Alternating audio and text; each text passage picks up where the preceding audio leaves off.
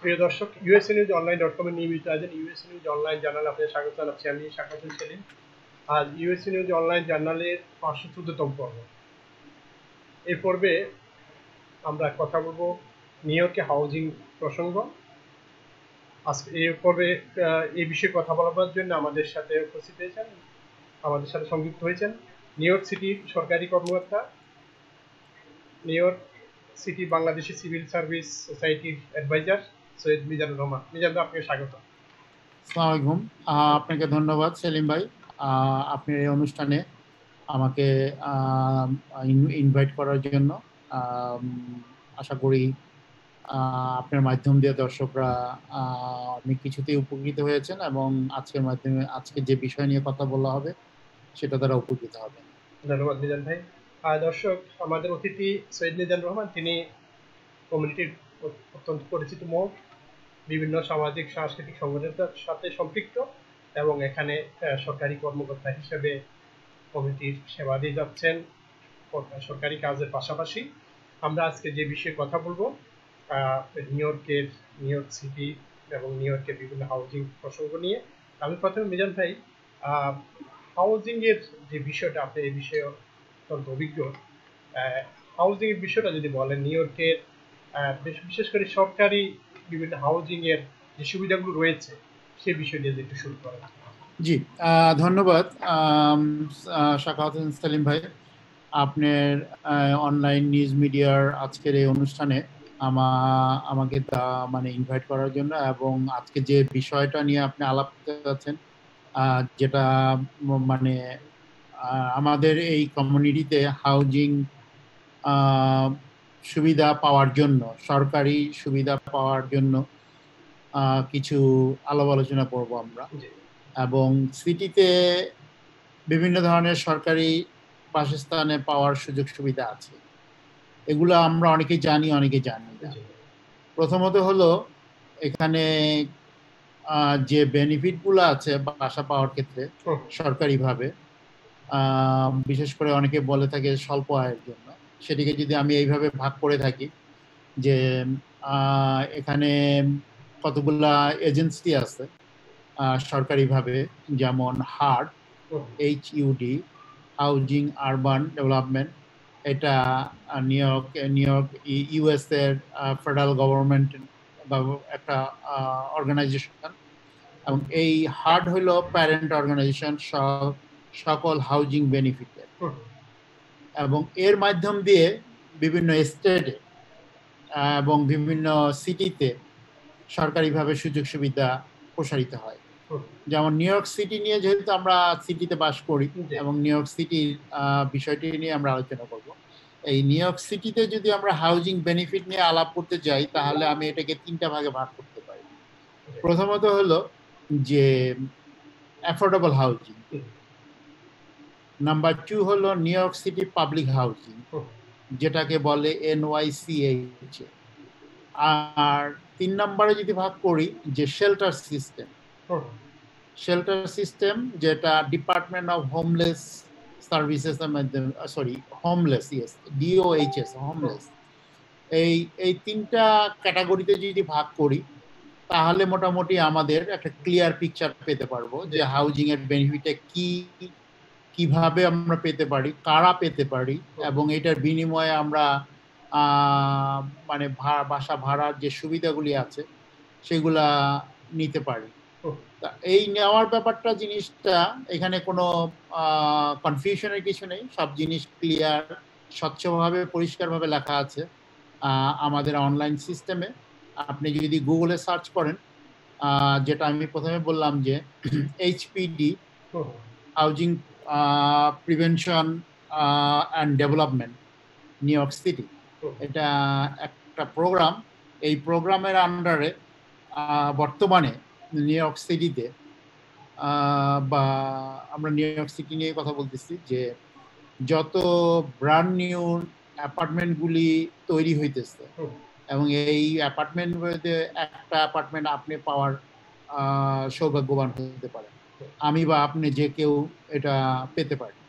কিন্তু এই পাওয়ার ব্যাপারটা নিয়ে আপনাকে একটু জানতে হবে কিভাবে পেতে পারে। তা এইচপিডির আন্ডারে যে বাসাগুলো আছে, যে বাসাগুলো আমি প্রথমেতে বললাম যে ব্র্যান্ড নিউ যে অ্যাপার্টমেন্টগুলি তৈরি হইতেছে সেই তৈরির একটা অংশ আপনি পেতে পারেন। আর সেকশন 8 নামে একটা প্রোগ্রাম আছে, এটাও এই এইচপিডির সাথেই জড়িত, এবং এইচপিডির যে বেনিফিটগুলি দেওয়া হয় সেটাকে সেকশন 8 একটা ভাউচার, অর্থাৎ কোনো ব্যক্তি যদি অ্যাপ্লাই করেন এবং সেটা যে বেনিফিট পাবেন সরকার থেকে, সরকার সাবসিডি দেয়।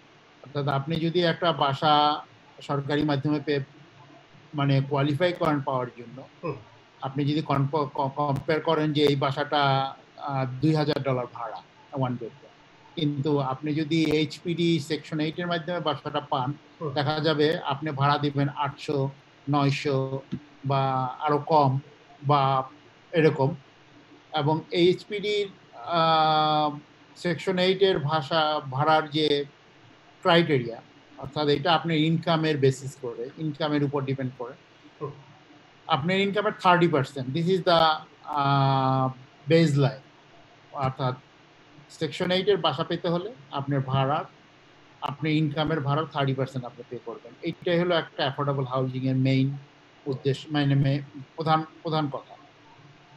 এবং কিভাবে পাবেন, প্রথম কথা হলো যে এইচপিডিটা কি, আশা করি এইটুকু আপনারা ক্লিয়ার হয়েছেন যে আমরা একটা সিস্টেমের মাধ্যমে সরকারিভাবে যে সরকারি বাসস্থান আমাদের কমিউনিটি বা আমাদের যারা ইমিগ্রেন্ট বা আমরা যারা এখানে স্বল্প আয়ের মানুষ বসবাস করি, তারা এই বাসা পাওয়ার ভাড়ার ক্ষেত্রে যে বেনিফিটটা পাবো সেটাকে এইচপিডি অ্যাফোর্ডেবল হাউজিং এর মাধ্যমে পেতে পারি। এবং এইচপিডি অ্যাফোর্ডেবল হাউজিং এর মাধ্যমে পাওয়ার জন্য কতগুলি প্রোগ্রামও আছে এর ভিতরে। মিচাইলামা নামে একটা প্রোগ্রাম আছে, তারপরে ডিএইচসিআর নামে একটা প্রোগ্রাম আছে, অনেকগুলি প্রোগ্রাম আছে। যে প্রোগ্রামের মাধ্যমে আপনি যান না কেন সবগুলোরই দেখবেন প্রথমত হলো রেন্ট কন্ট্রোল। রেন্ট কন্ট্রোলের ভিতরে হলো 30% আপনি ইনকামের ভাড়া দিতে হবে। এটা প্রথমত ক্লিয়ার করলাম।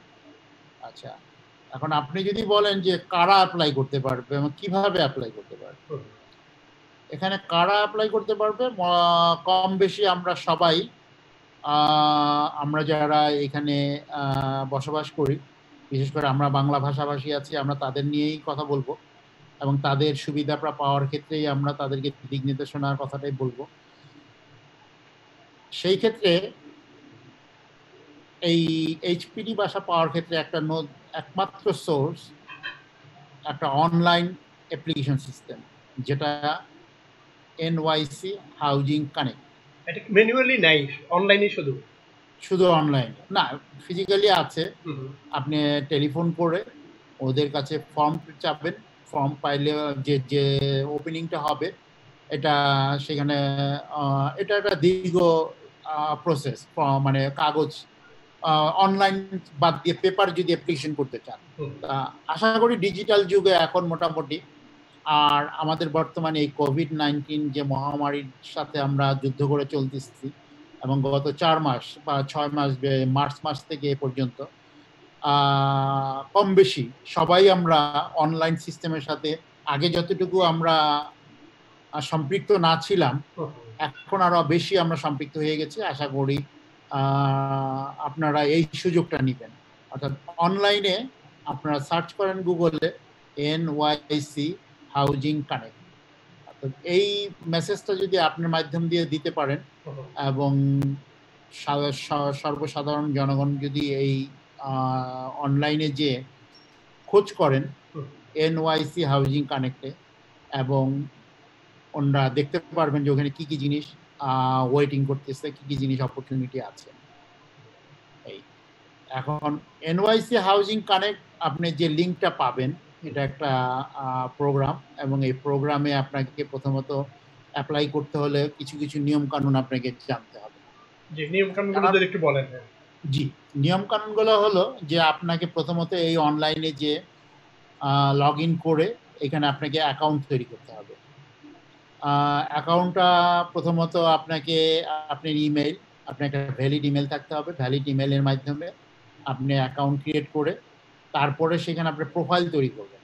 প্রোফাইল হলো আপনার যা ইনফরমেশন আছে আপনার হাউস হোল্ড মেম্বার কয়জন, আপনি একা, 2 জন, 3 জন, 4 জন, 5 জন, এরকম যতজন হাউস হোল্ড মেম্বার আছে যার যার ফ্যামিলিতে, তাদের সবার ইনফরমেশন দিতে হবে। নাম, social security number, date of birth, আপনার বর্তমান কারেন্ট আপনি ইমিগ্রেশন স্ট্যাটাস, আর যদি কারো না থাকে তাহলে ওইখানে অপশন দেওয়া আছে যে তার ইমিগ্রেশন স্ট্যাটাস নাই।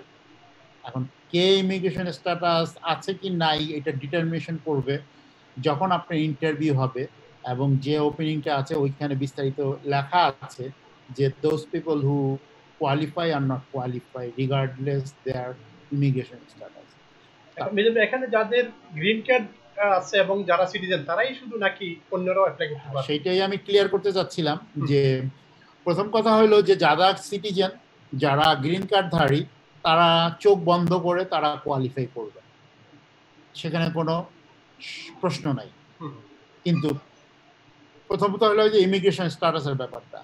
আচ্ছা, আর যাদের ইমিগ্রেশন স্ট্যাটাস নাই সেই ক্ষেত্রে কিছু কিছু ডিপার্টমেন্ট আলাদা আলাদা নিয়মে চলবে, এবং কোনো কোনো, যেমন এই যে প্রথমে যে আপনাকে আর একটা ক্লাসিফিকেশন বলেছি NYCH NICHA বা অন্য, যে কোনো ফ্যামিলিতে যদি একজন মেম্বার ডকুমেন্টেড হয়, একজন, সেটা নিউবর্ন বেবি হতে পারে অথবা মাইগ্রেট করে ইমিগ্রেন্ট হয়ে গ্রিন কার্ডধারী হতে পারে, বা লিগাল হওয়ার আরো কতগুলি ক্রাইটেরিয়া আছে, সেটা শুধুমাত্র যে গ্রিন কার্ড তা না। আপনি অ্যাসাইলাম অধিভুক্ত যারা অ্যাসাইলি, তারাও কিন্তু গভর্নমেন্ট বেনিফিট পাওয়ার জন্য যোগ্য। আবার কিছু কিছু মানুষ আছে বর্তমানে অন্যান্য প্রোগ্রামের মাধ্যমে তারা ডকুমেন্টেড হওয়ার ব্যাপারে মানে লাইনে আছে। যেমন ধরেন ডোমেস্টিক ভায়োলেন্সের ক্ষেত্রে ভাওয়া নামে একটা প্রোগ্রাম আছে। ভাওয়াটা হলো ভায়োলেন্স ওমেন্স অ্যাগেইনস্ট অ্যাক্ট। এই ভায়োলেন্স অ্যাক্ট ওমেন্স, এই জিনিসটা আপনার যারা অ্যাপ্লাই করেছে এবং যারা পেন্ডিং আছে কেস, তারা রিগার্ডলেস তাদের ডকুমেন্ট থাকুক আর না থাকুক, তারা কিন্তু হাউজিং বেনিফিট পাবে, পেয়ে যাচ্ছে। অতএব এই ব্যাপারটা আপনি মাথায় না রেখে প্রথম কথা হলো let's go for we apply for. Apply করতে গেলে কি কি লাগবে সেইটা নিয়ে আপনাকে প্রশ্ন করতে, মানে আপনি শুরু করেন অ্যাপ্লিকেশন করার ক্ষেত্রে কিন্তু আপনাকে কোথাও বলা নাই যে আপনি গ্রিন কার্ড, না আপনার সোশ্যাল সিকিউরিটি নাম্বার আছে, না আপনার ডকুমেন্টেড, এগুলো কিন্তু কোথাও লেখা নাই। কিন্তু সেখানে কি কি ডকুমেন্টের কথা তো বলা আছে, কি এই ডকুমেন্টগুলো দরকার? না, এখানে কতগুলো ইনফরমেশন চাইছে। প্রথমত অনলাইনে অ্যাপ্লিকেশন করার সময় আপনি শুধু আপনি ইনফরমেশন সাবমিট করবেন, আপনার নাম, আপনার ঠিকানা, আপনার একটা ভ্যালিড ইমেল অ্যাড্রেস, আপনার টেলিফোন নাম্বার, আপনার ডেট অফ বার্থ, এই আপনার ইনকাম, খুবই সেন্সিটিভ ব্যাপার। ইনকাম, আপনাকে ইনকাম থাকতে হবে রিগার্ডলেস। ইনকাম ছাড়া আপনি এই কোনো প্রোগ্রামে কোয়ালিফাই করবেন না। এখন ইনকামটা কি? এই দেশে অনেক ধরনের ইনকাম আছে। সেই ক্ষেত্রে আমি যদি মনে করি যে আমি তো চাকরি করি না, আমার ইনকাম কোথায়, বা আমি অড জব করি, আমি কোনো মানে ডকুমেন্টেড অর্থাৎ পে স্টাফে কাজ করি না, সেটা কি আমার ইনকাম হিসেবে গণ্য হবে? অবশ্যই। আপনি যেটা ইনকাম করবেন সেটা ইনকাম। এখন ইনকামের ক্লাসিফিকেশনের ক্ষেত্রে যদি আমি বলি, যারা আমরা এখানে যেটাকে বলবো যে পে স্টাফের মাধ্যমে কাজ করে থাকি, সেটা তো অবভিয়াসলি নাম্বার 1 ইনকাম, যেটা আপনি বছর শেষে W2 পাবেন, সেটা একটা ইনকাম মানে ধরা হবে। নাম্বার 2, যারা সেলফ এমপ্লয়েড কাজ করেন, যারা ক্যাশে কাজ করেন, তারা যদি বছর শেষে 1099 পান, তাদের ট্যাক্স ফাইল করতে হয়, সেটা একটা ইনকাম। নাম্বার 3, আপনারা যদি কোনো বেনিফিট পেয়ে থাকেন, যারা এখানে আমরা কেউ বেনিফিট পেয়ে থাকি, বেনিফিটের ভিতরে সোশ্যাল সিকিউরিটি বেনিফিট সিনিয়র পার্সনরা পান, যারা ডিজেবল তারা ডিজেবিলিটি বেনিফিট পান, SSD social security disability, survival benefit অর্থাৎ কোনো ফ্যামিলিতে তার বাবা মা মারা যাওয়ার পরে 18 বছর নিচে, বা উইডো অর্থাৎ বিধবা স্ত্রী সে তারা যে তার হাজবেন্ড মারা যাওয়ার পরে বা তার স্পাউস মারা যাওয়ার পরে তারা যে বেনিফিটটা পান এটাকে সোশ্যাল সিকিউরিটি সার্ভাইভাল বেনিফিট বলে, এটাও একটা ইনকাম।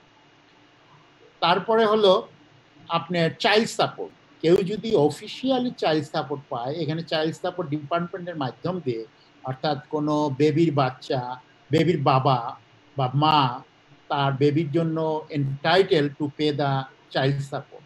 এই চাইল্ড সাপোর্ট এটা officially department of child support থেকে আসবে থ্রু দ্য পাবলিক অ্যাসিস্ট্যান্স অথবা আপনার কাছে ডাইরেক্ট চেক হবে, এটাও একটা ইনকাম।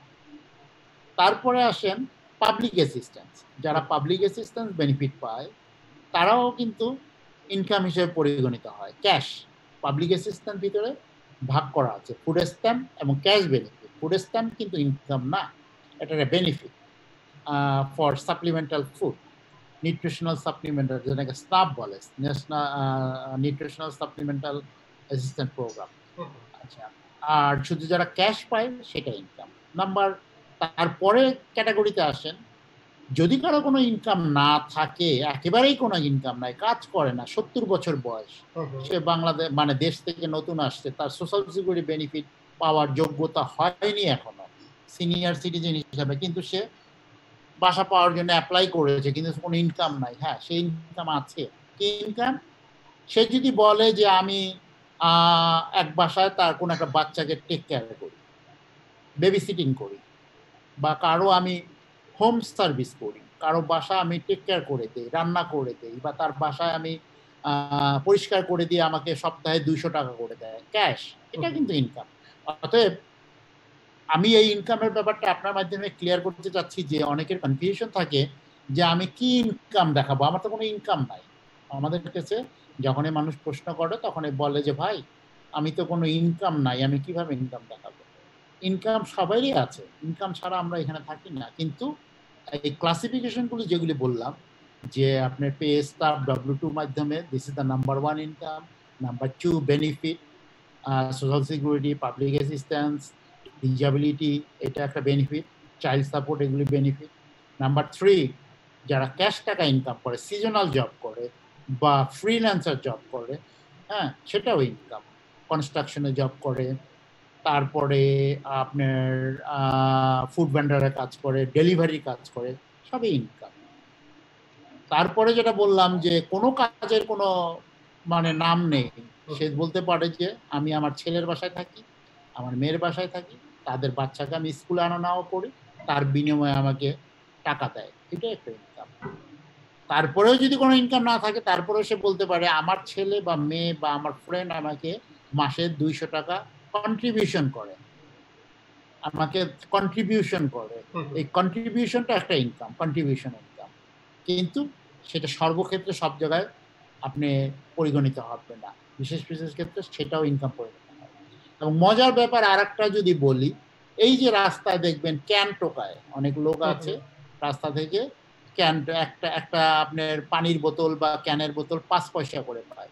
এই 5 পয়সা করে যে যদি 5000 ক্যান জোগাড় করে কোনো দোকানে যায় যদি জমা দিয়ে সে একটা রিসিপ্ট নেয়, তার 200 টাকা হয়েছে, এই 200 টাকা কিন্তু সে ক্লেম করতে পারে, দ্যাটস ইজ ইনকাম। এটা কিন্তু মজার খবর, আপনি জানেন না এটা। কিন্তু ওই রিসিপ্টটা আপনি যদি যে কোনো চেইন শপে যান, কি ফুড বা কোনো ওয়ালমার্ট বা যে কোনো জায়গায় যান, যখন এই ক্যানগুলি আপনি ডিপোজিট করবেন 5 পয়সা করে, 5 পয়সা ইজ এ মিনিমাম একটা ইনকাম পয়সা। কিন্তু যেখানে আপনি 1000 ক্যান জমা দিতে পারবেন, দেখা যাবে যে আপনার 50 টাকা হয়ে গেছে। এই 50 টাকা যদি আপনি দেখান যে প্রতিদিনে আপনি 50 টাকা কামাই করেন, সপ্তাহে কত আসে? 350 টাকা। You can claim this is your income. অবশ্যই এটা কাউন্ট হবে এজ ইনকাম হিসাবে। অতএব বাসা পাওয়ার প্রথম শর্ত হলো আপনাকে ইনফরমেশনগুলি দিতে হবে, আপনার ইনকাম থাকতে হবে। এবং এই HPD NYC হাউজিং কানেক্টের মাধ্যমে যে অপরচুনিটিগুলো আছে, আপনি লগ ইন করার পরে তখন দেখবেন সেখানে বিভিন্ন লোকেশনে, এটা লোকেশন বেসিস এবং ইনকাম বেসিস, এই অপরচুনিটিগুলো এখানে লিপিবদ্ধ করা আছে। জি, তো সেই ক্ষেত্রে যেটা বললেন, ওই ধরেন তার বা ছেলের বাসায় বা ছেলের বা মেয়ের বাসায় যেটা বললেন যে টেক কেয়ার করে, তো সেই ক্ষেত্রে তার ডকুমেন্টটা কি দেখাবে? সেই ক্ষেত্রে ডকুমেন্টটা হলো যে যার সাথে থাকে সে একটা স্টেটমেন্ট দিবে জব লেটারের মতো। It whom may concern just that such and such this person is taking care of my child to and I paying him or her $100 or $200 per week. That's all. অথবা যে যার সাথে কাজ করে সে যদি নাও দিতে চায়, আমি নিজে আমি সেলফ স্টেটমেন্ট করতে পারি যে I Mr. Rahman taking care of the child of this person or that person and I getting paid this much amount per week. একটা স্টেটমেন্ট। ইনকামটা কি পরিমাণ থাকা লাগবে সেটার কোনো নির্ধারিত বিষয় আছে কিনা? হ্যাঁ, জি, দিস ইজ এ সুন্দর একটা কোশ্চেন করেছেন।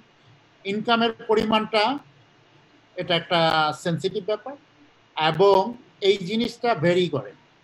অর্থাৎ আপনি যখন অভিজ্ঞতা হবে, আপনাকে এখানে আপনি যদি সম্ভব হয় গুগলে সার্চ করেন NYC housing connect, this is the কি পয়েন্ট। আমি বারবার এই কথাটাই বলে যাচ্ছি যে আপনার অ্যাফোর্ডেবল হাউজিং এ অ্যাপ্লাই করতে হলে NYC হাউজিং কানেক্ট এই ওয়েবসাইটে যেতে হবে, এর কোনো বিকল্প নেই। ভাই যে ওই যে ওয়েবসাইটের কথা বলেন, কিন্তু ওই যে যিনি বয়স্ক মানুষ অথবা তার তো এই থাকারই জায়গা নাই, এই কম্পিউটার নাই, ফোন নাই, মোবাইল নাই, সে কিভাবে?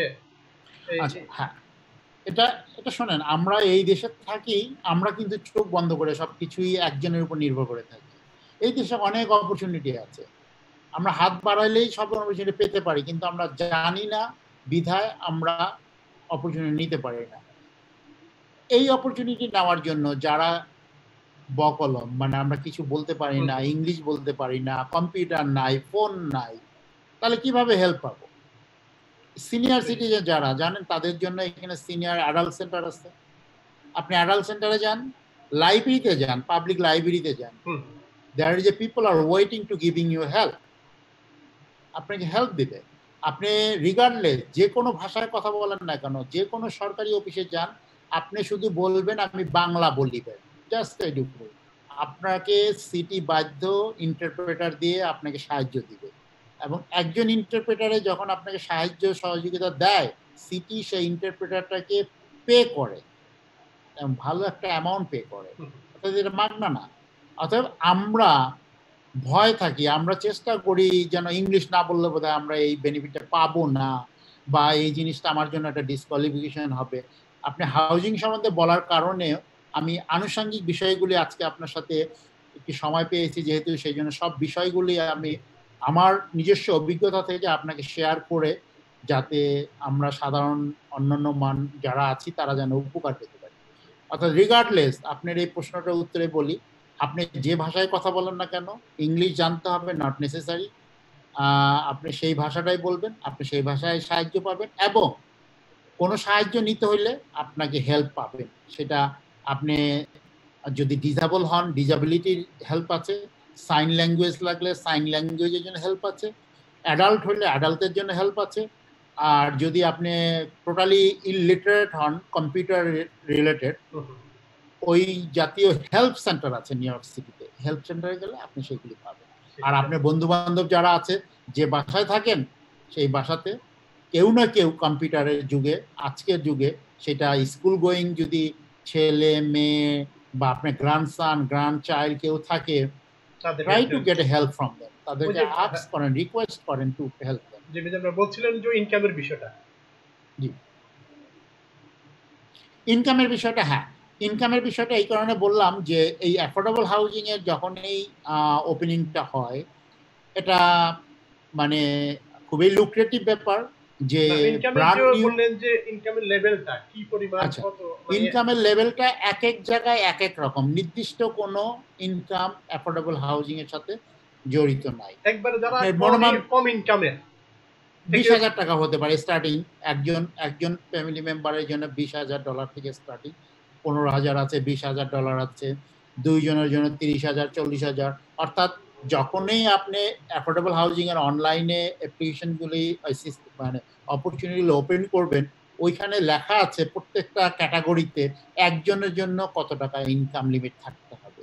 সেটা আপনি একটা বলছিলেন যে যারা কেন এসব বিক্রি করে জীবিকা নির্বাহ করে, তো তাদের তো একদম মাসে যে ইনকামটা হবে খুবই কম, সেক্ষেত্রে তাদের ইনকামের যে লেভেলটা কি পরিমাণ হলে পরে তারা কোয়ালিফাই করবে? জি, সুন্দর প্রশ্ন করেছেন। আমি যে সিস্টেমটা নিয়ে কথা বলতেছি অ্যাফোর্ডেবল হাউজিং, আসলে এটা affordable housing to afford for the all person, আসলেও কিন্তু সেটা হয়ে ওঠে না এখন বর্তমানে। আপনি যদি রিসেন্টলি দেখেন এই অ্যাফোর্ডেবল হাউজিং এর যে অপরচুনিটিগুলো আছে, এটা হাই ইনকাম লেভেল দেওয়া আছে। অর্থাৎ আমাদের মতো, আপনার মতো, বা আমাদের মিডল ক্লাস বা আমরা যারা কম লো ইনকাম করি, তাদের জন্য কোয়ালিফিকেশন করা খুব টাফ। কত থেকে শুরু সেটা ইনকামের লেভেলটা? এখন এটা ডিপেন্ড করে যে ওপেনিংটা হয়েছে। কোনো কোনো ক্ষেত্রে বর্তমানে ওপেনিংটার অ্যাভেলেবিলিটি খুব কম। একটা ওপেন হয়েছে, সেখানে দেখো 3টা মাত্র ইউনিট অ্যাভেলেবল বা 5টা মাত্র ইউনিট অ্যাভেলেবল। এইটার ক্ষেত্রে আপনি আশাই করতে পারেন না যে আপনি লো ইনকাম নিয়ে আপনি এখানে কোয়ালিফাই করবেন, অতএব ওইটার আশা ছেড়ে দিতে হবে। আপনাকে দেখতে হবে যেটা অনেক বড় অ্যাভেলেবিলিটি আছে, অর্থাৎ 300, 400, 500, এমনকি 900, 1000 পর্যন্ত ইউনিট এক একটা অ্যাফোর্ডেবল হাউজিং এর ওপেনিং থাকে। যখন এরকম বড় কোনো ইউনিট ওপেনিং হয়, সেই ক্ষেত্রে ওদের বিভিন্ন ক্লাসিফিকেশন থাকে। ইনকাম AMI বলে, area medium income, median income, অর্থাৎ আপনার টোটাল ইনকামের একটা গড়পড়তা হিসাব ওরা বের করে আপনাকে ক্লাসিফিকেশন করে। অর্থাৎ দেখা গেল যে একটা ক্লাসিফিকেশন করছে 10টা ইউনিট এক বেডরুমের জন্য, 15 থেকে একজন পার্সনের বা 20,000 থেকে তাদের ইনকাম লেভেল শুরু হয়েছে। তার ভাড়া নির্ধারিত হবে 30%, অর্থাৎ আপনি যদি 20,000 টাকা হয়, তার 30% হয়তো 600 টাকা আপনার ভাড়া দিতে হবে বা 450 টাকা ভাড়া দিতে হবে, এর নিচে এর উপরে না। কিন্তু ওই বিল্ডিং এ দেখা গেল আবার আর একটা ইউনিট করছে, 10টা ইউনিট, তাদের ইনকাম লিমিট করছে 40,000 থেকে 1%। অর্থাৎ ওই একই বিল্ডিং এর মধ্যে কতগুলি ক্রাইটেরিয়া তারা ভাগ করে নেয়, যে low income, moderate income, medium income, high income. অর্থাৎ এইখানেই তারা ভাগ করে দিছে যে কারা কোন ক্যাটাগরিতে যাবে। অতএব সেই অপরচুনিটিগুলি আপনাকে দেখতে হবে যে যেখানে মাস ইউনিট অ্যাভেলেবল, অর্থাৎ অনেকগুলি ইউনিট। কিন্তু বর্তমানে আপনি এনওয়াইসি হাউজিং কানেক্টে যখন লগ ইন করে দেখবেন যে আপনি অনেক অপরচুনিটি আছে, ছোট ছোট ছোট ছোট, কিন্তু ইউনিট কম, 2 ইউনিট, 5 ইউনিট, 10 ইউনিট। অর্থাৎ একটা এক্সাম্পল, আমি একটা বাড়ির মালিক, আমি একটা নতুন একটা বিল্ডিং তৈরি করছি। আমার এখানে 6 তলা বিল্ডিং বা 3 তলা বিল্ডিং, 3 দুগুণে 6টা অ্যাপার্টমেন্ট। 6টা অ্যাপার্টমেন্টের ভিতরে এইচপিডির সাথে আমি সংযুক্ত হয়ে আমি 20% অ্যাপার্টমেন্ট আমি তাদেরকে দিয়ে দিলাম বা তারা আমার কাছ থেকে নিয়ে গেল। এটা একটা এগ্রিমেন্ট থাকে মালিকের সাথে এবং এইচপিডির সাথে। তার বিনিময়ে তারা 2টা ইউনিট এইচপিডি ইউজ করবে, অর্থাৎ সাবসিডি দেবে। অর্থাৎ এই 2 ইউনিটের ভাড়া যদি আমার 3,000 টাকা ভাড়া হয়, আমি আজ এ ল্যান্ডলর্ড, আমি 3,000 টাকাই পাবো, কিন্তু এইচপিডি আমার কাছ থেকে নিয়ে তারা সাবসিডি দিয়ে আপনাকে সেই বাসাটা লো ইনকাম হিসাবে আপনাকে ভাড়া দেবে হয়তো 1100 টাকা, বা আপনার ইনকামের লিমিট অনুপাতে তারা যে ক্রাইটেরিয়া নির্ধারিত করবে সেইটার উপর ডিপেন্ড করে তারা ভাড়া নির্ধারণ করবে। আশা করি এই জিনিসটা আপনারা ক্লিয়ার হয়েছে। এখানে এইরকম হাউজিং এর এমন কোন সিস্টেম আছে কিনা যেখানে ধরেন একবার মালিকানা পাওয়ার সুযোগ রয়েছে? এটা খুব কম, এটা মাঝে মধ্যে আছে, একেবারেই যে নাই তা না। কিছু কিছু অপরচুনিটি এখনো বিভিন্ন অর্গানাইজেশন, ভলান্টিয়ার অর্গানাইজেশন আছে, habitat.com নামে একটা অর্গানাইজেশন আছে।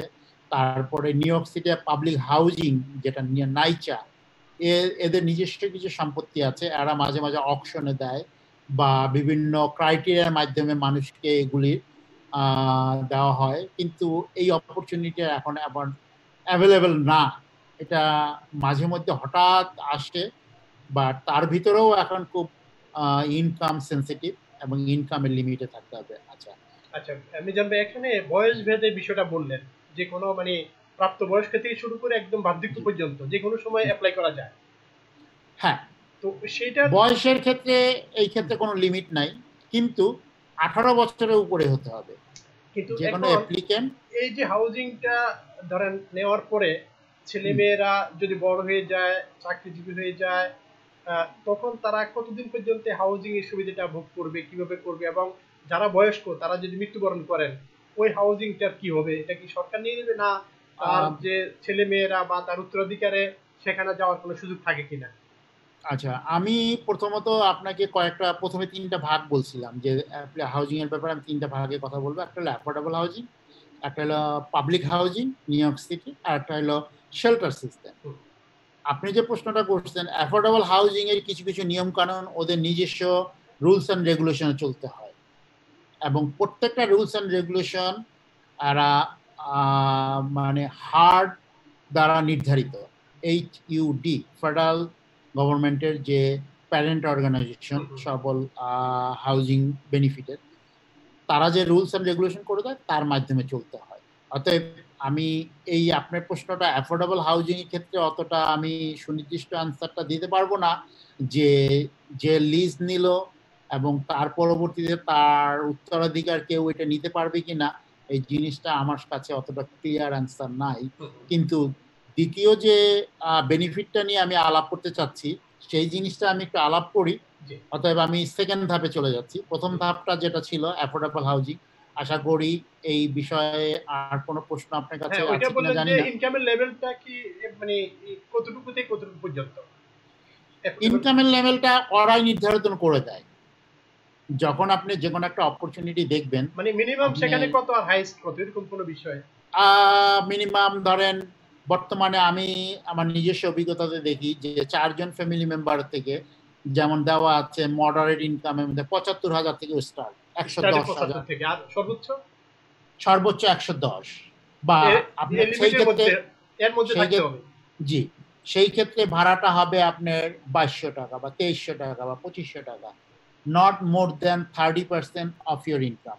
এখানে যে মানে 4 হাউসহোল্ডের মধ্যে সবার ইনকামই এটা যা ওই সময় ওই পরিমাণ অর্থ, ইনকামটা সাধারণত আপনার হাউসহোল্ড ইনকাম, অর্থাৎ ফ্যামিলিতে সবার ইনকাম। জি, আপনার হাজবেন্ড ওয়াইফ ছেলে মেয়ে সবাই যার যার ইন্ডিভিজুয়াল ইনকাম আছে, প্রত্যেকটা ইনকাম কাউন্ট হয়। কিন্তু সেই ক্ষেত্রে কিছু কিছু এক্সেপশনাল আছে। সেই এক্সেপশনালগুলি যেমন যদি কোনো স্টুডেন্ট ফুল টাইম স্টুডেন্ট হয় তার অনেক সময় সেই ইনকামটা কাউন্ট হয় না। এক এক ডিপার্টমেন্টে এক একভাবে এটা নির্ধারিত হয়। ঠিক আছে, মানে ফুল টাইম স্টুডেন্ট হলে তার ইনকামটা সেখানে শো করতে হবে না, দেখাইতে হবে না। মানে দেখাবেন, আপনি দেখাতে হবে না তা বললি নাই, আপনি দেখাবেন। কিন্তু আমি যে সেকেন্ড ধাপটা নিয়ে কথা বলতে চাচ্ছি, আপনি নিউ ইয়র্ক সিটির পাবলিক হাউজিং যে বেনিফিট, ওই ক্ষেত্রে সেইখানে এই আপনার স্টুডেন্টদের ইনকামটা কাউন্টেবল না। ঠিক আছে, অর্থাৎ আপনি যদি আচ্ছা সেই ইনকামের ক্ষেত্রে আসার আগে আমি হাউজিং এর পাবলিক হাউজিং এর ব্যাপারটা নিয়ে একটা আলাপ করি।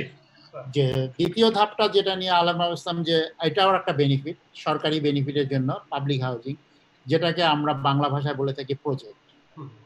নিউ ইয়র্ক সিটিতে এরকম ভাবে প্রজেক্ট অ্যাপার্টমেন্ট 5 বড়োতে, নিউ ইয়র্ক সিটির ম্যানহাটন, ব্রঞ্জ, ব্রুকলিন, কুইন্স এবং স্ট্যাটেন আইল্যান্ড, এই 5 বড়োতে অবস্থিত। এটা ওয়ান অফ দ্য লার্জেস্ট সরকারি বেনিফিট, সাবসিডাইজ হাউজিং এর বেনিফিটের। এটা কি যুক্তরাষ্ট্রের সব স্টেটে এই সুযোগ সুবিধাটা কম বেশি সব স্টেটেই আছে এই সরকারি বেনিফিট। স্টেট ওয়াইজ আছে, সিটি ওয়াইড আছে, বুঝছেন। আমাদের নিউ ইয়র্ক স্টেটে আপনি যদি অনলাইনে যান যে housing benefit new York state, আপনি যদি খুঁজতে যান দেখবেন যে প্রত্যেকটা কাউন্টিতে এই ধরনের বেনিফিট অ্যাভেলেবেল আছে, এবং সেটা HPDর মাধ্যমে সেটা পরিচালিত হয়। আর সিটি গভর্নমেন্টের আন্ডারে যেটাকে নাইচা বলে, new York city housing authority, NYCHA, এটা শুধুমাত্র নিউ ইয়র্ক সিটিতে। এবং নিউ ইয়র্ক সিটির যে এই প্রোগ্রামটা, এটা এতই বড় যেটাকে সাধারণত বোস্টন সিটির টোটাল পপুলেশনের সাথে এটাকে করা হয়, কম্পেয়ার করা হয়। অর্থাৎ এখানে অলমোস্ট 400,000 মানে মানুষ বসবাস করে এই নিউ ইয়র্ক সিটি হাউজিং এর টোটাল কমপ্লেক্সের ভিতরে। অর্থাৎ এটা হিউজ একটা প্রোগ্রাম, এবং এই প্রোগ্রামে আপনার দুটো পার্ট আছে, একটা হলো প্রজেক্ট অ্যাপার্টমেন্ট, একটা হলো সেকশন 8 ভাউচার।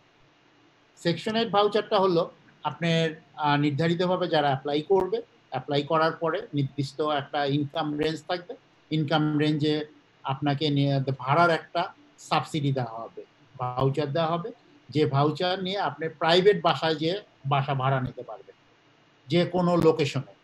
এবং এটা যদি NYCH এর যদি সেকশন 8 ভাউচার হয়, সেই ভাউচারটা ক্যারি করে আপনি আমেরিকার 50টা স্টেটে আপনি ক্যারি করতে পারবেন। অর্থাৎ আপনি যদি নিউ ইয়র্ক সিটি থেকে এই সেকশন 8 ভাউচারটা পান এবং সেটা ইচ্ছা করলে আপনি ফ্লোরিডা, ক্যালিফোর্নিয়া, নর্থ ক্যারোলাইনা যেখানে যাবেন সেখানে যে আপনি এই ভাউচারের বেনিফিট নিয়ে ভাড়া নিতে পারবেন। আর এই সেকশন 8 এর বেনিফিটটা খুবই একটা মজার জিনিস, যারা এটা পেয়েছেন তারা ভাগ্যবান বলতে পারি, কিন্তু ইনকামের উপর খুবই সেন্সিটিভ এটা। অর্থাৎ আপনি যে ইনকাম থাকবেন, ইনকামের একটা পোর্শন হিসাব করে সরকার আপনাকে সাবসিডি দেবে। আপনি ইনকাম বাড়লে পরে আপনার সাবসিডি কমতে থাকবে। অর্থাৎ আপনি যদি একটা বাসা ভাড়ার জন্য 2 বেডরুমের কোয়ালিফাই করলে যদি সাবসিডি পান $1800 বা $2000, আপনি ইনকামের উপর ডিপেন্ড করে, অর্থাৎ সরকার আপনাকে $1200 দিল বা $1600 দিল, বাকি $400 আপনার পকেট থেকে দিতে হবে। এটা হলো সেকশন 8 এর ক্লাসিফিকেশনটা। আর এর বাইরে যে জিনিসটা মেইন আসল যে জিনিসটা সেটা হলো project, new York city housing authority. এই নিউ ইয়র্ক সিটি হাউজিং অথরিটির আপনাকে প্রথমত অ্যাপ্লিকেশন করতে হবে। অ্যাপ্লিকেশনটা অনলাইনে করা যায়। NYC হাউজিং কানেক্ট, সরি এটা তো অ্যাফোর্ডেবল হাউজিং এ ছিল, এটা হলো NYCH। আপনি গুগলে NYCH অথবা new York city public housing অথবা অ্যাপ্লাই ফর পাবলিক হাউজিং আপনি যাই লেখেন না কেন, তার ভিতরে আপনি অ্যাপ্লিকেশন করার সিস্টেমটা পেয়ে যাবেন। অনলাইনে যখন আপনি অ্যাপ্লাই করবেন, কারা অ্যাপ্লাই করতে পারবেন? রিগার্ডলেস সবাই, ডকুমেন্টেড আনডকুমেন্টেড সবাই। সেখানে কোনো লেখা নাই যে আপনার ডকুমেন্ট আছে কি না, ডকুমেন্ট নাই কি না।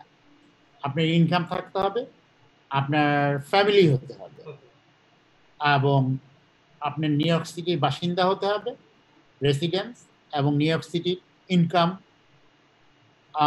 আর্নিং সোর্স আপনি নিউ ইয়র্ক সিটিতে থাকতে হবে। এই ক্রাইটেরিয়াগুলো হলো প্রাথমিকভাবে অ্যাপ্লাই করার যোগ্যতা অর্জন করার জন্য আপনাকে এই জিনিসগুলো থাকতে হবে। অর্থাৎ জিনিসটা লেভেলটা কি রকম হওয়া লাগবে?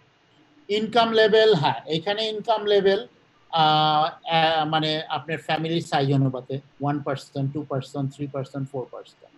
আপনার 1%-এর এবং ইনকামের 3টা ভাগ করা আছে এই পাবলিক হাউজিং ক্ষেত্রে।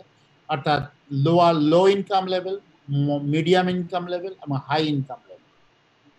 একজনের জন্য যেমন ইনকাম লেভেলের আপনার হাইয়েস্ট ইনকাম লেভেল এখন দেওয়া আছে, সরি, 2 জনের জন্য $62,000 হাইয়েস্ট। অর্থাৎ এর উপরে গেলে আপনি কোয়ালিফাই করবেন না। 2 জন মেম্বার হলে হাউজিং, 2 জন হাউজিং মেম্বার, স্বামী স্ত্রী। এখন স্বামী স্ত্রী, আর মিনিমাম না, স্বামী স্ত্রী না, 2 জন ফ্যামিলি মেম্বার যে কেউ হতে পারে। আপনার ফ্যামিলি মেম্বারের সাথে আপনার ছেলে মেয়ে, ফাদার মাদার যে এরকম হলো যে কেউ হতে পারে। হ্যাঁ, কিন্তু ওইটার উপর ডিপেন্ড করে আপনার রুম সাইজ কোয়ালিফিকেশন হবে ফ্যামিলির সম্পর্কের উপরে। আপনার 1 bedroom, 2 bedroom, 3 bedroom, 4 bedroom, 5 bedroom, 6 bedroom পর্যন্ত বাসা এই পাবলিক হাউজিং এ পাওয়া যায়। কারা কোয়ালিফাই করবে? নাম্বার অফ ফ্যামিলি মেম্বারের অনুপাতে। আপনার 6 জনের উপরে যদি ফ্যামিলি মেম্বার হয় তাহলে প্রতি 2 জনের জন্য একটা করে বেডরুম। অর্থাৎ আপনি যদি 6 জন হন সেই ক্ষেত্রে 4 বেডরুম। 8 জন হলে 4 বেডরুম, 6 জন, 7 জন, 8 জন হলে 4 বেডরুম, 9 থেকে 10 জন হলে 5 বেডরুম, 12 থেকে 14 জন হলে মানে 6 বেডরুম, এরকম ভাবে বাড়তে থাকবে। আর নিচের দিকে আপনি যেমনি 4 বেডরুম দিয়ে শুরু করেছি, 3 বেডরুম, 3 বেডরুমের ক্ষেত্রে কারা কোয়ালিফাই করবে? কোনো সময় 4 জন, কোনো সময় আপনার 5 জন। কোনো ফ্যামিলিতে যদি 5 জন ফ্যামিলি মেম্বার হয়, রিগার্ডলেস তাদের যে কোনো সম্পর্কই হোক না কেন, ছেলে হোক, মেয়ে হোক, হাজব্যান্ড হোক, যাই হোক না কেন, তারা 5 বেডরুমের জন্য কোয়ালিফাই করবে। আর 4 জন যদি ফ্যামিলি মেম্বার হয় সেই ক্ষেত্রে একটা প্রশ্ন আছে। প্রশ্নটা মানে ক্লাসিফিকেশনটা হলো যে সেই ক্ষেত্রে তারা কোনো ক্ষেত্রে 2 বেডরুম পাবে, কোনো ক্ষেত্রে 3 বেডরুম পাবে। 2 বেডরুম কারা পাবে?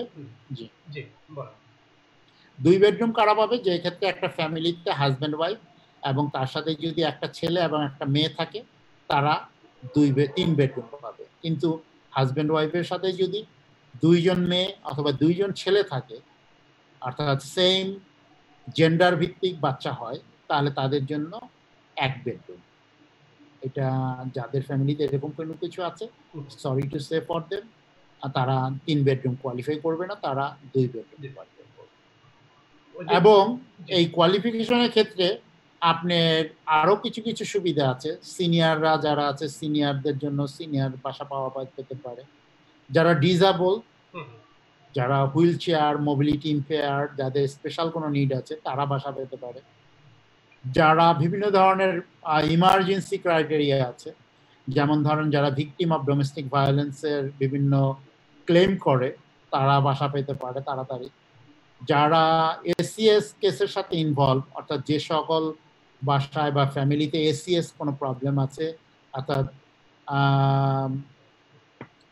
চিলড্রেন্স সার্ভিসেস এর থেকে কোনো বাচ্চা বা কোনো ফ্যামিলির কোনো চাইল্ড যদি এসিএস নিয়ে যায়, তার ফস্টার এজেন্সিতে নিয়ে যায়, তাহলে তারা আলাদা ক্রাইটেরিয়াতে এই বাসা পেতে পারে। আর একটা ক্রাইটেরিয়া হলো যাদের এইচপিডির আন্ডারে যারা অন্তর্ভুক্ত। এইচপিডির মধ্যে অন্তর্ভুক্ত হতে পারে কারা?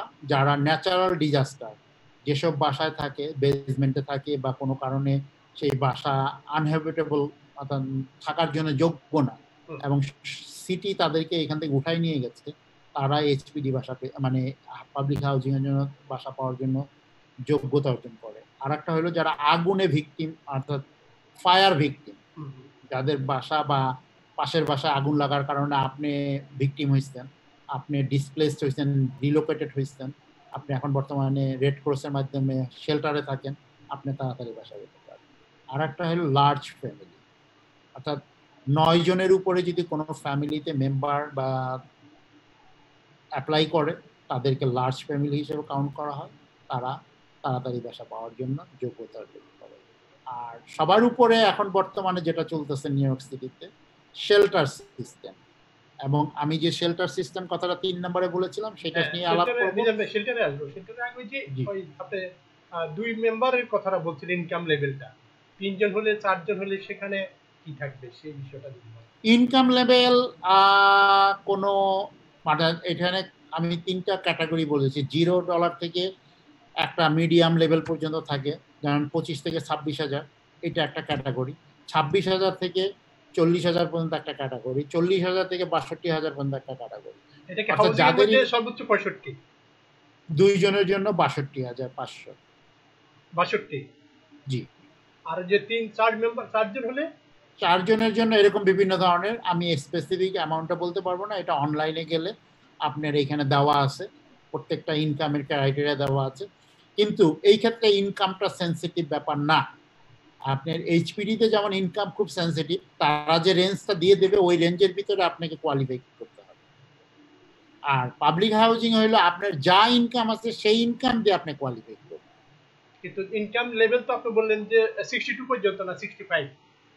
62 পর্যন্ত হলো 2 জনের জন্য। আমি স্ট্যান্ডার্ড হিসেবে সর্বোচ্চ 4 জন হলে মানে ইনকাম লেভেল 4 জনের জন্য হলো 86,000 পর্যন্ত হয়তো ইনকাম লিমিটে যাবে। এক্স্যাক্টলি অ্যামাউন্ট আমি জানি না, বাট 86,000 পর্যন্ত আশা করি এরকম একটা অ্যামাউন্ট দেওয়া আছে। মানে কত হইলে পরে যে সে তখন হাউজিং এর থেকে হাউজিং এর মানে এখানে আর থাকার জন্য সে কোয়ালিফাই করবে না বা থাকতে পারবে না, এরকম কোনো বিষয় আছে কি না? হ্যাঁ, ইনকাম লেভেল যদি হাই হয়ে যেত। হ্যাঁ, প্রথম কথা হলো যে ইনকামের যে একটা গাইডলাইন আছে, আপনাকে সেই গাইডলাইনের ভিতরে থাকতে হবে। ইনকাম আপনি যখন মানে যেটা বললেন যে 2 জন মেম্বারের জন্য 62,000, এখন যদি তার 80,000 হয়ে যায় তখন সে উনি ডিসকোয়ালিফাই হয়ে যাবেন। উনি তখন কি সে এখানে অ্যাপ্লাই করে চলে যাবে, না তাকে হাউজিং কর্তৃপক্ষ তাকে নোটিশ দিবে? তাকে নোটিশ দিবে। প্রথমে তার ইন্টারভিউ হবে, ইন্টারভিউতে তার ইনকাম লেভেল চেক করা হবে। ইনকামে যদি সে ডিসকোয়ালিফাই হয়, এটাকে ইনএলিজিবল বলবো। ইনএলিজিবিলিটি হলে পরে তাকে 1 বছর সময় দেওয়া হবে। 1 বছরের ভিতরে যদি তার ইনকাম লেভেল ড্রপ করে, সে আবার যে তাকে বলতে পারবে যে আমার ইনকাম লেভেল ড্রপ করছে, I am within the income level, তাহলে সে আবার নতুন করে ওই যে তার যে পেন্ডিং অ্যাপ্লিকেশন ছিল সেটা থেকে সে আবার বেনিফিট পেতে পারবে। এখানে ধরেন একটা ফ্যামিলির 4 জন সে অ্যাপ্লাই করে তার 2 বেডরুম অথবা 3 বেডরুম সে পেলো, পাওয়ার পর ছেলে মেয়েরা বড় হয়ে গেল বা চাকরি নিয়ে চলে গেল, সেই ক্ষেত্রে তাদের কি হবে? জি, এই কথাটা আপনি বলতে চাচ্ছিলেন, আগে একটা প্রশ্ন করেছিলেন অ্যাফোর্ডেবল হাউজিং এর ক্ষেত্রে। আমি এখন এই পাবলিক হাউজিং এর ক্ষেত্রে বলতে পারি, পাবলিক হাউজিং এর সুবিধা হলো একটা ফ্যামিলিতে যারা থাকে ফ্যামিলি মেম্বার সবাই এই ফ্যামিলির এনটাইটেল লিজের ভিতরে সবার নাম থাকতে হয়, এবং যেখানে যে হেড থাকে তাকে সে হয় একটা লিজ হোল্ডার অর্থাৎ মেইন, আর যিনি কোলিস থাকে পলিসি সেটা হলো তার ওয়াইফ অথবা তার পার্টনার, তার ছেলে বা তার মেয়ে কেউ এটার পলিসি হতে পারে না। আচ্ছা, যখন লিজ হোল্ডার যে যার নামে লিজ সে মারা গেলে বা সে যদি আউট হয়ে যায়, পলিসি বাসা টেক কেয়ার করতে পারবে, ঠিক আছে? আর পলিসি এবং লিসি কেউ যদি নাই থাকে, ধরেন সে নাই থাকে বলতে কথাটার ক্ষেত্রে কিছু ক্লাসিফিকেশন আছে, এটা একটা খুব মানে খুব ইন ডিটেলস টার্ম, এগুলি এত বিস্তারিত বললে এখানে কনফিউশন করে লাভ নেই। মেইন কথা হলো যদি কোনো ফ্যামিলি মেম্বার ডিসিজড হয় কোনো ফ্যামিলিতে, যে লেসি অথবা কোলেসি, তাহলে তার যে রিমেইনিং ফ্যামিলি মেম্বার আছে তারা এই বাসা টেক ওভার করতে পারবে। এটাকে লাইসেন্সি বলে, একটা ওয়ার্ড আছে, মানে তখন তাদের নামে এটা শিফট হয়ে যাবে, এরকম বাসা শিফট হয়ে যাবে, এবং তাদের total number of family size অনুপাতে হয়তো যদি বড় বাসা থাকে তাদের রিলোকেট করে অ্যাডজাস্টেবল রুম সাইজ দেওয়া হবে তাদের। আর এটা যখন অ্যাপ্লাই করবে, অ্যাপ্লাই করার ক্ষেত্রে তাকে প্রথমত 2টা বড়ো চুজ করতে হবে এই 5 বড়ো থেকে, তার প্রেফারেবল বড়ো এবং তার ইনকাম লিমিট এবং তার total number of family size room size অনুপাতে তাদের ইন্টারভিউর স্কেজুয়াল করা হয়, এবং স্কেজুয়ালের পরে তাদের ইন্টারভিউতে সে পাস করতে হবে। ইন্টারভিউ পাস করার পরে বিভিন্ন মানে পদ্ধতিতে বাসার সিলেকশন হয়। নিউ ইয়র্ক সিটি হাউজিং কাউকে বাসা মানে হাতে ধরে দিয়ে দেওয়া হয় না যে আপনি ব্রুকলিনে যাবেন না আপনি ওই কালো এরিয়া যাবেন, না, এর কোনো তারা কিছু নিতে, বাসা নির্ধারণের একটা সিস্টেম আছে এবং সেই সিস্টেমের মাধ্যমে আপনি নিজেই সেই সিস্টেমের মাধ্যমে বাসা সিলেকশন করে আপনার পছন্দ মতো বাসা নিতে পারবেন। সেটা ওই যে মেম্বার কমে গেলে পরে সেখানে তার এই বিষয়টা কি তখন নতুন করে আরেকটা বাসায় করবে নাকি ওইটাতে সে? সম্ভবত এটা ডিপেন্ড করে টোটাল নাম্বারের উপরে, রুম সাইজ কোয়ালিফিকেশন।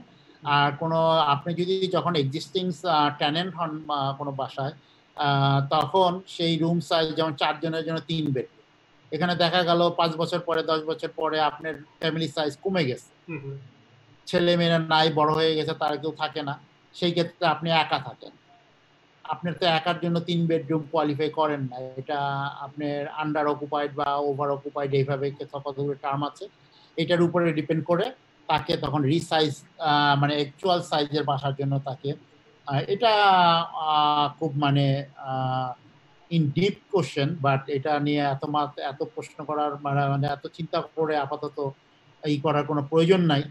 যারা বাসা পাবেন, বেনিফিট পাবেন, থাকতে থাকবেন, তারপরে যখন যেটা প্রয়োজন হবে এক্সিস্টিং যে প্রজেক্ট আছে তারা সেটাকে সেই অথরিটির মাধ্যমে তারা এটাকে নিয়ম কানুন জানতে পারবে। শেল্টারের কথা বলছিলেন? আচ্ছা, শেল্টারে যারা থাকে এটা একটা সুন্দর একটা অপরচুনিটি, আমরা অনেকেই জানি, কিন্তু প্রথমত হলে আমরা এটা পছন্দ করি না, বিশেষ করে আমরা বাঙালি সমাজ। শেল্টারের নাম শুনলে মনে হয় যেন শেল্টার একটা খারাপ জায়গা, শেল্টারে খারাপ লোক থাকে, ক্রাইম করে, খারাপ লোক থাকে। কিন্তু আপনি মাধ্যম দিয়ে আমি বলতে চাই, এই যে বর্তমানে কোভিড-19 কারণে আমরা যা বহু মানুষ আমরা ভাড়া নিয়ে বাসা নিয়ে এতই এফেক্টেড হয়েছি যে ঠিকমতো ভাড়া দিতে পারতেছে না, আমাদের ইনকাম নাই, অনেক মানুষ আমরা শেয়ার করে থাকি, ডাবল আপ থাকি, সেইভাবে না থেকে যদি আমরা এই শেল্টার সিস্টেমের মাধ্যমে যেতে পারি, যে গুড অপরচুনিটি। এবং এই শেল্টার সিস্টেম আপনার চাইলেই আপনি যেতে পারবেন না, আপনাকে প্রথমে কোয়ালিফাই করতে হবে, এবং এই শেল্টার সিস্টেমের যে একটা পদ্ধতি আছে এটা অনলাইনে, এটার ওয়েবসাইট হলো PATH, পাথ নামে একটা ওয়েবসাইট, আপনি যদি গুগলে সার্চ করেন PATH, এবং এটা ব্রন্সে অফিস 159 স্ট্রিটে 3rd অ্যাভিনিউ ওয়েবসাইট গ্র্যান্ড কনকোর্সের কাছাকাছি। এইখানে যে আপনি অনলাইনে আপনি অ্যাপ্লাই করবেন, আপনি ওইটা কি পুরো কোয়ালিফাই যদি সিটির করেন। জন্য এখানে অফিসটা? জি, পাবলিক সরি শেল্টার সিস্টেমে যাওয়ার জন্য। হুম।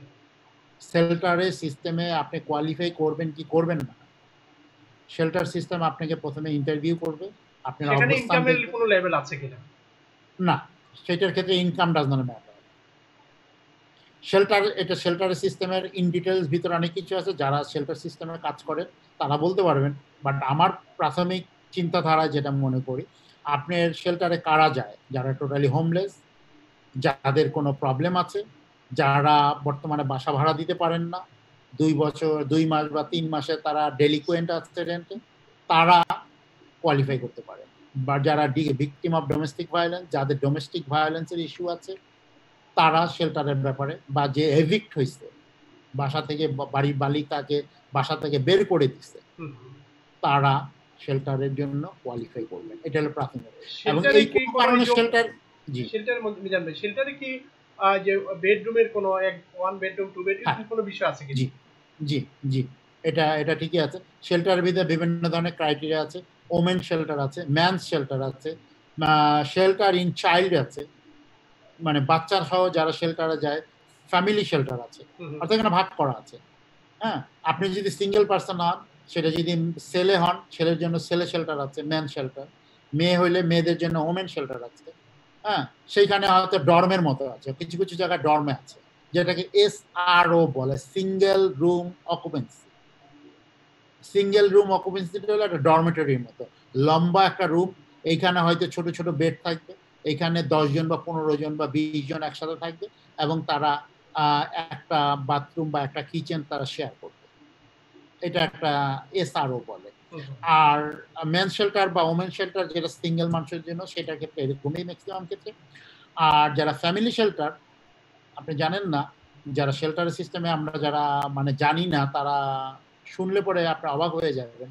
শেল্টার সিস্টেমে যারা কোয়ালিফাই করে, তাদেরকে নিউ ইয়র্ক সিটি একটা মানে এমন একটা পরিমাণ অ্যামাউন্ট তাদের পিছনে মান্থলি স্পেন্ড করে, এবং তাদেরকে রাখা হয় বিভিন্ন হোটেলে। এবং সেই হোটেলগুলি কোনগুলো আপনি দেখবেন, আপনি নেইবারহুডে ছোটখাটো অনেক হোটেল আছে, 2 স্টার 3 স্টার 4 স্টারের ছোটখাটো অনেক হোটেল আছে, বা মোটেল আছে। এই মোটেল বা হোটেলগুলো ম্যাক্সিমামে দেখবেন তাদের যে ট্যানেন্ট বা তাদের যে মানে যারা থাকে, তারা মাসের পর মাস একই হোটেল থাকে। কিভাবে থাকে? এই শেল্টার সিস্টেমের মাধ্যমে। অর্থাৎ তারা নিউ ইয়র্ক সিটি থেকে তারা এই ট্যানেন্টগুলিকে নিয়ে আসে, এবং মাস শেষে তারা ভাড়া পায়। এখানে যারা থাকে তাদের কোনো কিছু পে করা লাগে না? না, কিছুই করতে হয় না। আর তাদের খাবারগুলো, খাবার দাবার, এই ক্ষেত্রে কিছুটা রেস্ট্রিকশন আছে। কিছু কিছু সিস্টেম ফুড তাদেরকে সাপ্লাই করে, আবার কিছু কিছু ক্ষেত্রে ফুডের রেস্ট্রিকশন দেওয়া আছে, যে নন ফুড সাপ্লাই, এগুলি ওই ক্যাটাগরির মধ্যে পড়ে। অর্থাৎ এই যে হোটেলে যারা থাকে, আপনি জানতে পারবেন যে যারা শেল্টার থেকে, এবং এই তারা লাকি, এবং তারা যে কত লাকি যে বলা যায় না। এবং সেই জন্য আমি মনে করি, আজকে যারা এই যে ভিকটিম হয়েছেন COVID-19 জন্য, যেসব ফ্যামিলিতে যাদের মানে কি মেম্বার মারা গেছেন, সরি ফর তাদের জন্য, এবং তাদের যারা মারা গেছেন তাদের এবং তারা যদি এরকম কোনো হার্ডশিপ থাকে, আমি মনে করি আজকেই এই পাবলিক হাউজিং এর জন্য অ্যাপ্লাই করবে, যদি তারা কোয়ালিফাই করে। না পড়লে পরে কোনো ভলান্টিয়ার অর্গানাইজেশন বা তাদের যদি কোনো পার্সোনাল কেস ওয়ার্কার থাকে, তাদের মাধ্যম দিয়ে তারা শেল্টার সিস্টেমের জন্য অ্যাপ্লাই করবে। এবং শেল্টারে যদি তারা যেতে পারে, প্রথমত তারা দ্বিতীয় ধাপে তারা পার্মানেন্ট বাসা পাবে এই পাবলিক হাউজিং এর। এবং পাবলিক হাউজিং, হ্যাঁ, শেল্টার থেকে, শেল্টার তাদেরকে রেফারেল দিয়ে তাদের পার্মানেন্ট সিস্টেমে তাদের বাসা পাওয়ার ব্যবস্থা করে দেয়। নাম্বার 1 হলো পাবলিক হাউজিং এ। নাম্বার 2 হলো পাবলিক অ্যাসিস্ট্যান্সের মাধ্যমে একটা ভাড়া দেওয়া হয়, যেটাকে বলা ফ্যাপস। এই ফ্যাপস এর একটা ভাউচার, যেটা সেকশন 8 এর মতো একটা ভাউচার, যে ভাউচার নিয়ে তারা বাসা ভাড়া নিয়ে, পাবলিক অ্যাপার্টমেন্ট ভাড়া নিয়ে তারা 1 বছরের জন্য মানে এই ভাড়ার বেনিফিটটা পেতে পারে। এই যে সকল অপরচুনিটি গুলা যদি আপনি খালি চোখে দেখেন, আমরা অনেকেই চিন্তা করি না বা অনেকেই জানি না যে এত বেনিফিট থাকা সত্ত্বেও আমরা গাদাগাদি করে, অনেকে এক এক বেডরুমের বাসায় 8 জন 10 জন 5 জন থাকি ফ্যামিলি মেম্বার নিয়ে, কারোর সাথে শেয়ার করে থাকি, এক বেডরুমের বাসা 2 ফ্যামিলি শেয়ার করে থাকি, বেসমেন্টে থাকি, আনহেলদি পরিবেশে থাকি। এটা খুবই দুঃখজনক। কিন্তু এখন কি অ্যাপ্লাই করার কতদিনের মধ্যে পাওয়ার সম্ভাবনা থাকে? এইটা নির্দিষ্ট কোনো টাইম টেবিল নাই। এটা বর্তমানে চাহিদা এত বেশি, বিশেষ করে আপনার 2012 সালে নিউ ইয়র্ক সিটিতে যে ডিজাস্টারটা হয়েছিল স্যান্ডি, আশা করি আপনার মনে আছে। এই স্যান্ডি দুর্যোগের পরে এই পাবলিক হাউজিং এর বেনিফিট পাওয়ার ব্যাপারটা খুবই দীর্ঘসূত্রিত হয়ে গেছে, সহজে পাওয়া যাবে না, অনেক লেন্দি প্রসেস নর্মালি। এবং সেই ক্ষেত্রে যাদের ভালো ইনকাম আছে তারা যদি অ্যাপ্লাই করে, ওই যে আমি ইনকামের কথা বলেছিলাম যে যাদের ক্যাটাগরি, লো ক্যাটাগরি, মিডিয়াম ক্যাটাগরি এবং হাই ক্যাটাগরি, যাদের হাই ক্যাটাগরি আছে তারা খুবই ভাগ্যবান এবং তারা তাড়াতাড়ি পাওয়ার ক্ষেত্রে যোগ্যতা অর্জন করবে। এখন যে কোভিড-19 এর কারণে অফিসগুলো কি খোলা নাকি অনলাইনে সব কার্যক্রম চলছে? বর্তমানে অফিস এই কোভিড-19 এর কারণে সব অফিস বন্ধ, পাবলিক অফিস বন্ধ, সবকিছু টেলিফোন, অনলাইনে, মানে ইন্টারভিউ কাজ চলতেছে, সবকিছুই চলতেছে এবং সবকিছুই রেগুলার প্রসেসে কাজ চলছে। আর যে মেইনটেনেন্সের যে কার্যক্রমগুলো মানুষের জরুরি প্রয়োজনে, সেগুলা কি অব্যাহত আছে নাকি প্রজেক্টের কাজগুলো যেগুলো সেগুলি সবগুলি বাই ফিজিক্যালি কাজ চলতেছে, এখানে কোনো অনলাইনে করার মতো কিছু নেই। অর্থাৎ আপনি যে অ্যাপার্টমেন্টে থাকেন সেই অ্যাপার্টমেন্টে যদি আজকে কোনো মেইনটেনেন্সের প্রয়োজন হয় সেটা তো অনলাইনে কেউ করে দিতে পারবে, সেটা ফিজিক্যালি যেতে হবে। কিন্তু সেখানে হেলথ হ্যাজার্ড অর্থাৎ আপনার স্বাস্থ্যবিধি মেনে তারা সেই কাজগুলি করতেছে, সেই কাজগুলো অব্যাহত আছে। তো মিজান ভাই অনেক বিষয় নিয়ে কথা বলেছেন, অনেক ধন্যবাদ।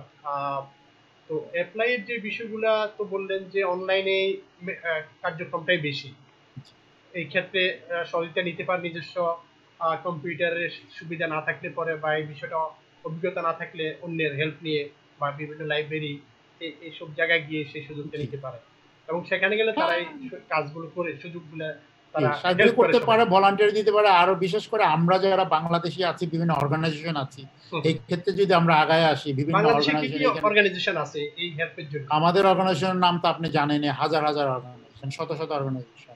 এই জেলা সমিতি কেউ করে না, আমার জানার মতে কেউ করে না। এটা দুঃখজনক।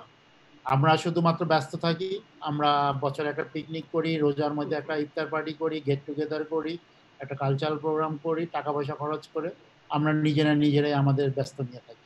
কিন্তু আমি অনেক সংগঠনের কর্মকর্তাদের সাথে কথা বলেছি, তাদের সাথে যখনই দেখা হয় বলি যে আপনারা এটার পাশাপাশি বছরে একটা দিন বা মাসে একটা দিন যদি আপনারা অনলাইনে বা আপনাদের নিজস্ব কমিউনিটির ভিতরে কাজ করেন, আপনার জেলা সমিতির যে যে সমিতির নাম দিয়ে আপনি কাজ করেছেন সেই সমিতির 5 জনকে আপনারা হেল্প করবেন। এখন যদি 100 সমিতি 5 জনকে হেল্প করে 500 লোক উপকৃত হতে পারে, এটা করাটা কোনো ব্যাপার না। এই সুবিধাগুলোর কথা বললেন, এই সুবিধাগুলো নেওয়ার পরে ধরেন যাদের গ্রিন কার্ড হওয়ার প্রক্রিয়াধীন আছে তাদের গ্রিন কার্ডে কোনো সমস্যা হবে কিনা, বা যারা গ্রিন কার্ড আছে সিটিজেন হওয়ার সময় সিটিজেন হওয়ার এই প্রশ্নটার উত্তরে আমি যেতে চাচ্ছি না, তা না, এটা খুবই একটা সেনসিটিভ ব্যাপার, এটা লিগ্যাল কোশ্চেন এবং ইমিগ্রেশনের ব্যাপার। এটা লয়ার ধরেন সুযোগটা নিল, নেওয়ার পরে যদি তার এই সুযোগটা নেওয়ার কারণে ভবিষ্যতে যদি সে সিটিজেন হওয়ার সময় যদি শোনেন, আমার বর্তমানে আমার খালি চোখে যে প্রশ্নটা হলো, বর্তমানে যদি আপনি ক্লিয়ার কোনো অ্যান্সার থাকে, কোনো বিল সরকার যদি দিয়ে থাকে, এই সরকার প্রধান এখানকার দেশে আইন যদি থেকে থাকে, আপনাকে আইন ফলো করতেই হবে। আইনে যদি বলে থাকে যে আপনি এটা পাবেন না, এটা করলে এটা নিতে পারবেন না, অথবা আপনি এটা পাবেন না। আর যদি কোনো কনফিউশন থাকে যেটা শুনছি যে অমুক সরকার এটা বিল পাস করছে বা বিল উঠাইছে বা এখন পাস হয় নাই, আইনে পরিণত হয় নাই, শোনা কথা বসে থাকে লাভ নাই। আপনার আজকে বর্তমানে যে প্রয়োজনটা সামনে আসছে, I think you have to go for that, take ইট।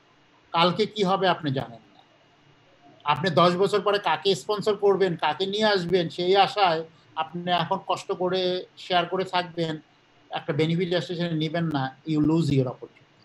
এটা মনে করি এটা উচিত না। আপনার বর্তমানের অবস্থা চিন্তা করে আপনি সেটা করা উচিত। আর ওই ব্যাপারটা লিগ্যাল কোশ্চেন, এটা আপনার যে কোনো লয়ার বা যারা আছে ওনারা এটা ভালো এই বিষয়ে যারা অভিজ্ঞ তাদের। আমি অনেক ধন্যবাদ। সবশেষে আবারও কমিউনিটি একজন কমিউনিটি অ্যাক্টিভিস্ট হিসাবে এবং কমিউনিটির একজন হিসাবে কমিউনিটিকে কি পরামর্শ দিবেন? কমিউনিটির এটাই আমরা বলবো, আসুন আমরা যারা বাংলাদেশি ভাই বোনরা আছি, বিভিন্ন অর্গানাইজেশনে জড়িত আছি, আমি অনেকদিন যাবত এই কমিউনিটিতে আছি, আমি সেন্সাস 2000 এই বাংলাদেশি কমিউনিটিতে বাঙালি পার্টনারশিপ স্পেশালিস্ট হিসাবে অনেক কাজ করেছিলাম। বর্তমানে সেন্সাস 2020 চলতেছে। আমরা রেইজ আওয়ার ভয়েস, অনেক অর্গানাইজেশন যারা সেন্সাসে নাম লেখাই। সেন্সাসের ব্যাপারটা খুবই গুরুত্বপূর্ণ, এবং এটার মাধ্যমে যদি আমরা কাউন্ট হতে পারি, আমরা বাঙালিরা যদি কাউন্ট হতে পারি, আমরা মুখে বলি আমরা 1 লক্ষ 2 লক্ষ 5 লক্ষ বাংলাদেশে থাকি। আজকে যদি আমরা এই সেন্সাসের মাধ্যমে ভেরিফাই করতে পারি যে আমরা 2 লক্ষ বাংলাদেশি নিউ ইয়র্ক সিটিতে বসবাস করি, after census you got the result, you gonna be see the change. আপনি তখন দেখবেন যে এই 2 লক্ষ বাংলাদেশিদেরকে কারা না কাউন্ট করে। কোনো congressman, councilman, city official, city যে কোনো ইলেক্টেড অফিসিয়াল আমার কাছে আসবে, আমার বাঙালি কমিউনিটির কাছে আসবে। কিন্তু কালকে যদি সেন্সাসের রেজাল্টে যদি দেখি আমরা বাঙালিরা কাউন্ট হয়েছে মাত্র 50,000, 37,000, 40,000, দুঃখজনক ব্যাপার। আমরা এখানে এত লোক থাকার পরে, এত সংগঠন থাকার পরে যদি আমরা এই কাউন্টটা যদি ঠিক মতো না করতে পারি, তাহলে এটা আমাদেরই দুর্বলতা এবং আমাদেরই ব্যর্থতা বলবো। অতএব আসুন আমরা সবাই মিলে আজকের এই সেন্সাসের কাউন্টের ব্যাপারে হেল্প করি। আর সকল সংগঠনের সবাইকে আমরা বলবো আপনাদের সাধ্যমতো আপনারা যেখানে যেভাবে পারেন সবাইকে হেল্প করেন। আর এই হেল্প নেওয়ার জন্য আরো অনেক অর্গানাইজেশন আছে, বিভিন্ন ভলান্টিয়ার অর্গানাইজেশন আছে, তারা এই কাজগুলি দিয়ে থাকে বিভিন্ন ইসের মাধ্যমে, অনলাইনের মাধ্যমে। আর কিছুই যদি না থাকে, আপনার মনে যে প্রশ্ন আসে সেই প্রশ্নটা গুগলে লেখেন, ইউ গট দ্য অ্যান্সার। অনেক ধন্যবাদ মিজান ভাই আমাকে সময় দেওয়ার জন্য। ধন্যবাদ সাখাওয়াত ভাই আপনাকে আমাকে এই সুযোগ করে দেওয়ার জন্য। আশা করি আপনার মাধ্যমে যারা শুনেছেন তারা উপকৃত হবেন। আসসালামু আলাইকুম। ধন্যবাদ। প্রিয় দর্শক, আজ আমরা এখানে শেষ করব। আপনারা ভালো থাকবেন।